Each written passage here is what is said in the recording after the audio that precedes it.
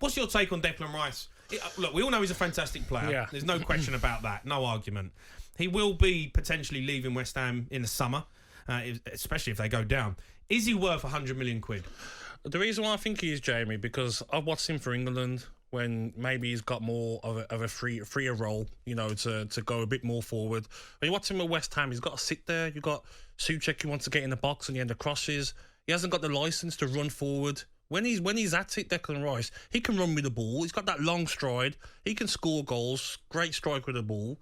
I think sometimes some of these pundits like Roy Keane, who is a bitter guy, you know, had him at Aston Villa, very bitter person, has got something maybe against him, but he's what West Ham value him at. Like, Grealish was 100 mil. You talk about his goals, you talk about assists, but at the end of the day, he's a centre midfielder. And I think when you talk about £100 million, right? When you spend £100 million on a player, you want goals, you want assists, you want someone who's going to win you a game. How much was Enzo Fernandez? 100 million. He just won a World Cup. I know, but he didn't score goals. He doesn't assist really. Has he looked like scoring in the 4 or 5 games he's played for Chelsea? No. Because of the role he's playing at, he's got to get the ball, give it to the eights, give it to the wingers, and he's got to sit. Look how much stick Jack Grealish has took, right? He was cost 100 million quid, right? He doesn't score loads of goals. He doesn't get loads of assists. Yes, he's playing very well at the moment for Manchester City, but look at the criticism he's had. Declan Rice for £100 million. You're getting a centre midfield player who's very good, a top midfield player. I think it's a lot of money on someone who's not going to win you a Premier League. I think is how much West Ham value him at. Look at Jack, for instance. Villa put a release clause in for 100 million. They didn't think anyone would pay that. Man City says, we want him, we'll pay 100 million. West Ham will see it as, if Declan Rice is going, we value him at £100 million. If no one wants to pay that, he stays. Not a problem for West Ham. So I think if he played further forward, had more of a licence to get in the box, he's got the technique. You've seen him. You watch Declan Rice, you know, he's got the attribute to score goals and assist. It's a lot of money. Let's go to John, who's a West Ham fan. All right, John? You all right, John? Hello, guys. How you doing? Yeah, right, mate. Good, John. Look, before we talk about your disaster class today against Brighton, what's your take on Declan Rice being a £100 million player? A lot of West Ham fans today said he wasn't great. We should have been took off.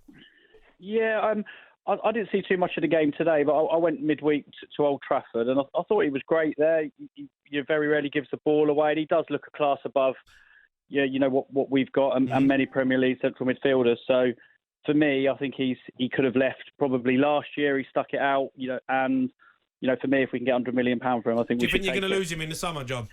Yeah, most definitely. I think we should, and you know, hopefully we can put ourselves together and stay up. But I think we will lose him. I think he shows his loyalty to us, but really his career's ticking on, and he needs to be at a better club, unfortunately, and that's hard to say as a West Ham fan. Yeah. What do you make of it today, John? There's been a lot of talk about David Moyes getting out of the club. Do you think he should go? Yeah, and you know, I tried to call in on Wednesday on the way up to Old Trafford, saying that you know we should stick with Moyes. He's got us out of 2 relegation battles, but I think you know made some changes on Wednesday. You know, with a view to thinking we're going to be strong today at Brighton.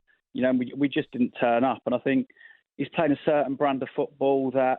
You know, we very, very rarely look like scoring, and we're a bit uncertain at the back, so we're always going to concede. And I think, you know, you've got Schumacher. I think we just really now we probably need to be a bit more offensive and try and take the game to teams rather than just sit there and think we're going to nick a 1-0 win when we actually lose 4-0. Yeah, but it wasn't how you played last season. Like, I don't know. Last season, did you attack like that? I thought you was solid. You were hard to beat. You'd hit teams on the counter attack. That's how you got results.